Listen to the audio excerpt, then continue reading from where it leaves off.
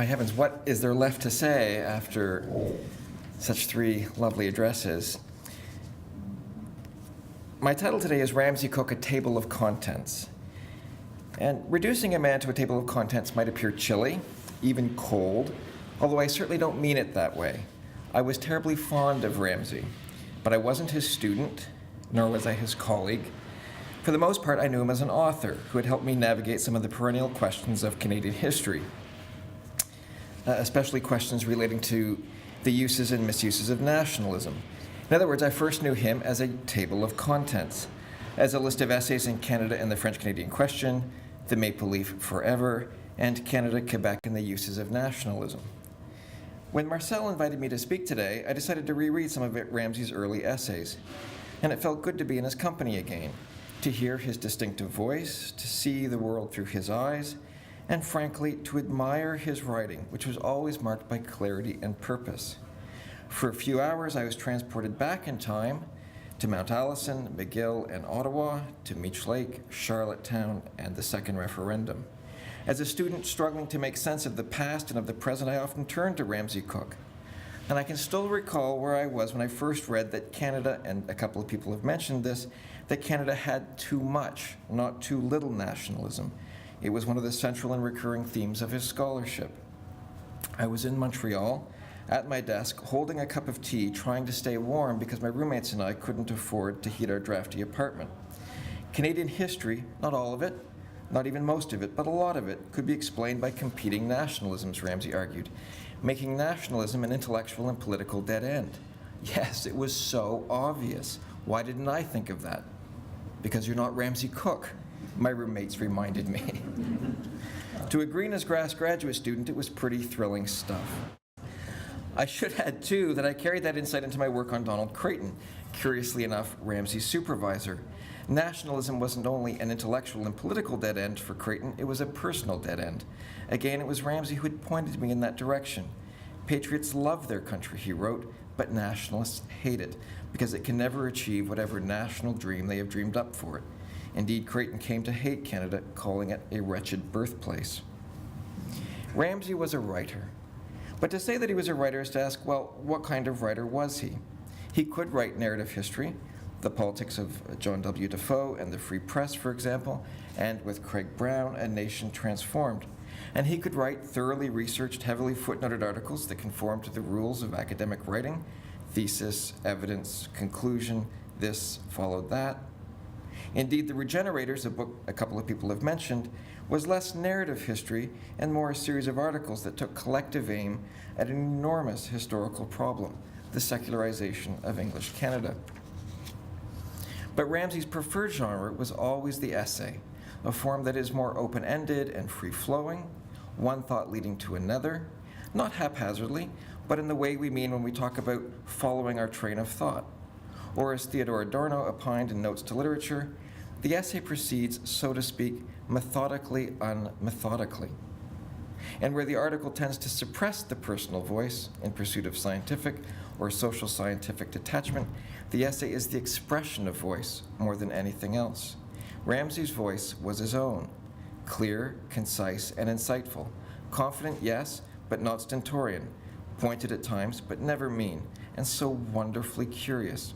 He once described himself as a grasshopper, jumping from topic to topic, landing long enough to write an essay or an article before jumping to a new topic. Writer Jonathan Franzen, in his introduction to the 2016 edition of the Best American Essays, described the essay as something essayed, obviously from the French word essayer, as something essayed, as something hazarded, not definitive, not authoritative, something ventured on the basis of the author's personal experience and subjectivity. It's a neat way of thinking about the essay as a form. It is something essayed or tried. It marks a beginning, not an end, and is more tentative than final. It's true that Ramsay rarely wrote in the first person, and it's equally true that his essays were rooted in research, but they began with his own experience. As a young professor at the University of Toronto trying to understand the Quiet Revolution, as the son of a United Church minister and a United Church minister's wife, trying to understand religion in late 19th century and early 20th century English Canada, as a professor at York trying to understand student demands for reform, as an art lover, trying to understand the larger history of art in Canada, and as a naturalist, trying to understand Canada's early natural history.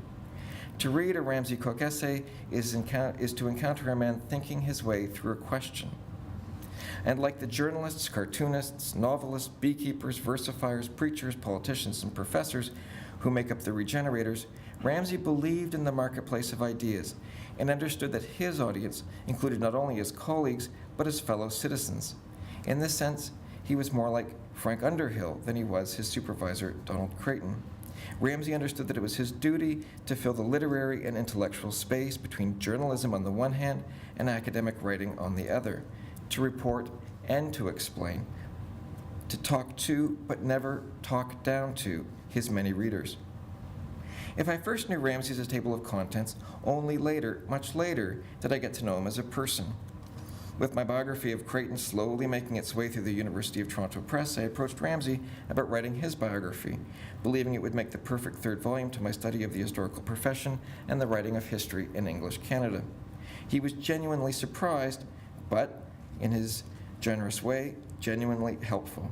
After one of our interviews, conducted in his study, his second-floor study overlooking what is surely the nicest backyard in the city of Toronto, he gave me a large stack of his books, off-prints and reviews, some well-known, others pretty obscure.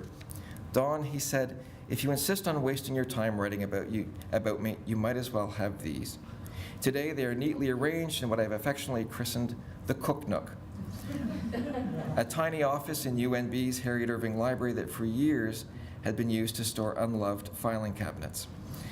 Parenthetically, I once took a picture of the Cook Nook and sent it to Ramsay, telling him that this is where I hung my hat and where I was reading those many books and off-prints. He told me to get a life. Last April, I met Ramsay at his home. He had told me in advance that there was something he wished to discuss with me. Nothing serious, just an idea that he had had. Sitting down in his study, he said, "Don, since there's nothing I can do to dissuade you from wasting your time on me, I want to propose something." He then presented me with a manuscript that he had submitted to the University of Toronto Press some months earlier. It was a collection of his essays on the theme of making and remaking the nation.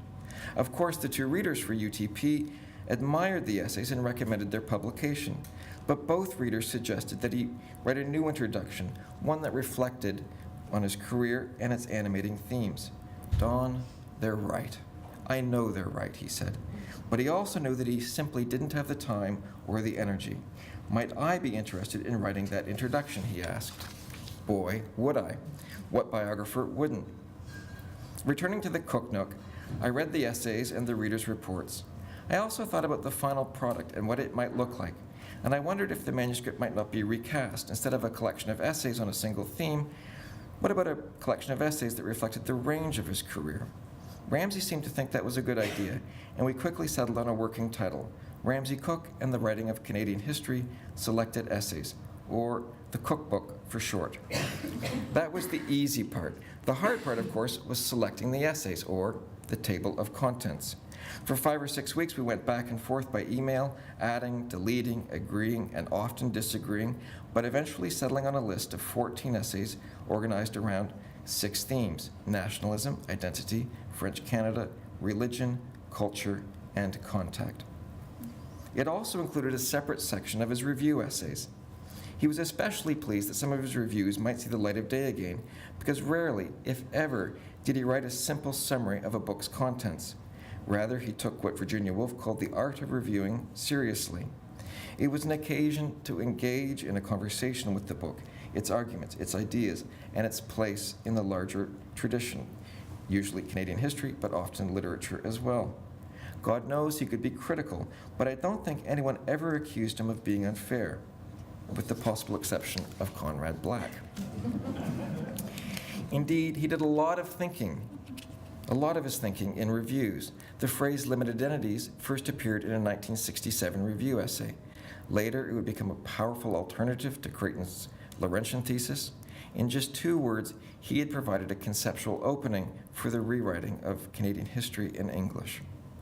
In a second, more important but utterly forgotten 1967 review essay, forgotten even by Ramsay until I showed it to him, he criticized the writing of national and nationalist history for having contributed, quote, to a narrowing of our historical understanding, and he encouraged historians to write about region, class, and ethnicity. True, he didn't include women, although, as a couple of people have pointed out, he did later with Wendy Mitchinson. But he did include Indigenous people. He wrote, with one or two notable exceptions, historians have largely ignored the North American Indian. Is it because, he asked, the Indian might, quote, muddy the otherwise clear image we have of our nation? The question implied its own answer.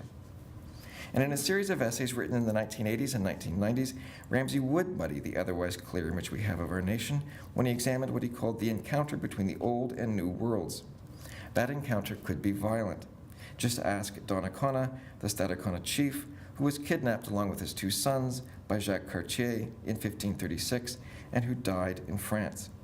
Cartier had described the indigenous people he had encountered in the St. Lawrence River Valley as wonderful thieves who steal everything they can carry off. But looking at that encounter from Donnacona's perspective, Ramsay concluded that, in fact, it was the French who were the real thieves. Biographers, too, are thieves, stealing everything they can carry off. And in one of our conversations, I asked Ramsay where his interest in Aboriginal history came from, hoping to carry off an insight for later use. He had been on sabbatical at Yale University in 1979 when his friend Howard Lamar invited him to participate in a conference on the frontier in North America and in Southern Africa. For the next couple of months, he immersed himself in the remarkable holdings of the Yale University Library. It was all so damn interesting, he said, and so far removed from the pressing debates over Quebec. Initially, he gave his paper a prosaic title, The Social and Economic Frontier in North America. Later, he would give it a jazzier title, The White Man Cometh. 35 years after the fact, it remains a wonderful, and using Adorno's phrase, methodically unmethodical survey of the expansion of Europe into North America, the extension of early modern capitalism across the continent, and the drawing of the continent's original inhabitants into a new economy. I then asked Ramsay about his childhood on the prairies and to what extent he was aware of Indigenous people growing up in Saskatchewan and Manitoba. For the most part, he said he wasn't. But he remembered one incident very, very clearly. He and his family were living in Raymore, Saskatchewan, a small town not far from Saskatoon. He would have been 7 or 8. A group of native people had hauled firewood into town, and although they asked almost nothing for it, people still pushed the price down.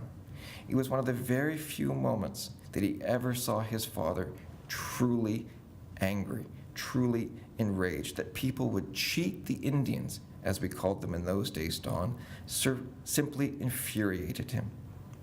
Childhood memories are fragments, often fragile, meaning biographers have to handle them with care, not unlike any historian confronting an imperfect archive. Still, it's a compelling line to draw.